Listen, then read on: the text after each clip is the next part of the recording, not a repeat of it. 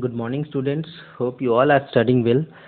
So, in my last lecture, I started this chapter 4, which is source of energy. Okay, and we talked about renewable and non-renewable sources of energy and what are the good sources of energy. So, today we will discuss about the fuels. What are the fuels? Okay, so the material which are burned to produce heat, energy, and are known as fuel. For example, wood, coal, cooking gas, kerosene, diesel, and petrol. So the whatever you burn to get energy will be called as fuel. Okay, it can be a solid or liquid or gas.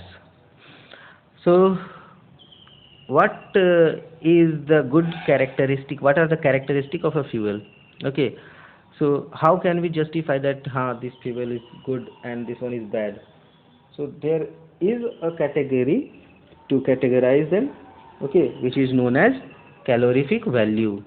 So what is calorific value? So amount of heat produced by burning a unit mass of fuel, completely known as calorific value.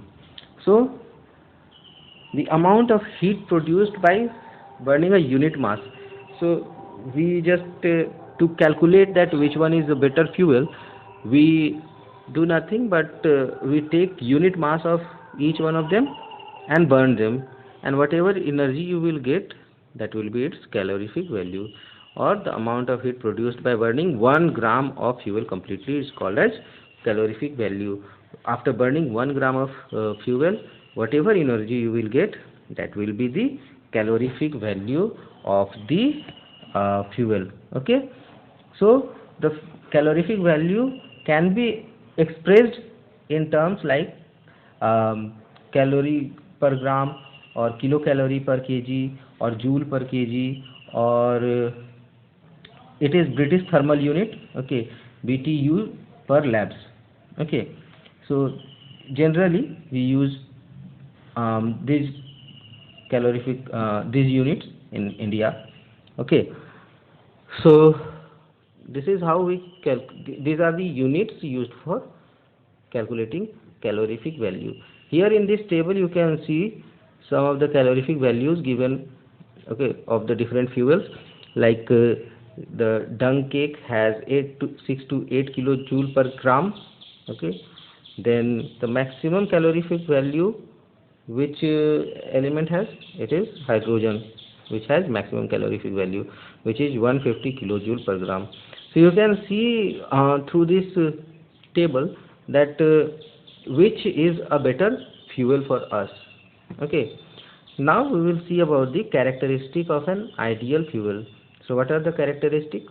7 characteristics are given. Okay, an ideal or good fuel should have. Okay, the first one is it should have high calorific value, which means कि on burning some amount of fuel, it should produce a sufficient amount of energy. Okay, so whichever fuel will produce more energy will be good for you, right? Then the second one is it should burn without giving out any smoke or harmful gases. So many fuels are there which produces lot of smoke. Okay, and those fuels are not good for us because the smoke is nothing but the unburned part. So and that will be bad for environment as well. So what do we want? We want fuel which produce less waste, right? So this so that's why the fuel which produces less smoke, okay, will be good for you. Then the third one is should have proper ignition temperature. Ignition temperature is a temperature on which any fuel starts burning. Okay, for example, uh, you are burning a wood or a piece of wood, or you are burning a piece of paper. Okay, with the help of matchstick, which one will be easier for you to burn? Obviously it will be the piece of paper, right? Why? Because the piece of paper has lower ignition temperature than the piece of wood.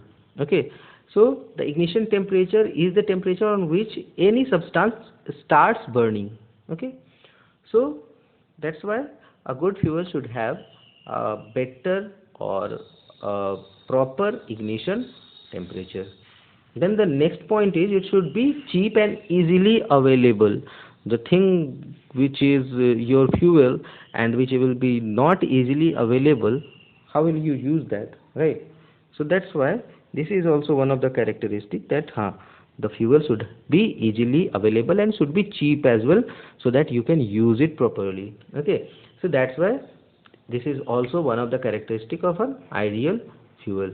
Then it should be easy to handle, safe to transport, and convenient to store, right? So if the fuel will not be easily transported, or if it is not uh, convenient for you to store that in sufficient amount, how will you use that? So if you cannot use that, then that fuel will not be good for you. So for being an ideal fuel for you, it is very important for the fuel to be um, easy to handle, then safe to transport, and then convenient to store. Then the next point is should not leave much ash behind burning. Look, ash is nothing but the unburnt part or the waste. So if a fuel is producing more amount of waste, then it will obviously it will give less amount of energy to you. And why are you burning that fuel? Why are you wasting your money behind that fuel? Because you want energy. Okay, you don't want waste, because waste is useless for you. So that's why an ideal fuel should have less waste. It should not leave ash behind burning. Okay, and then the last one is it should burn smoothly. Um, like LPG gas that burns smoothly, like petrol and diesel. Those are the fuels which burn smoothly.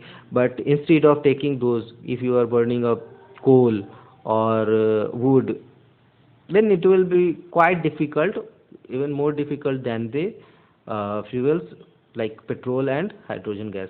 Okay, so an ideal fuel should burn smoothly. Okay, means once it start burning, it should burn and give the equal amount of temperature throughout, for whichever time it is burning. Okay, so these are the some of the properties of a good fuel.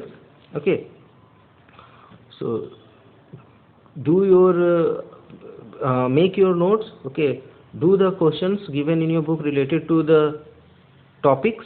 Okay, on my next lecture I will discuss about the conventional sources of energy and fossil fuels, coals.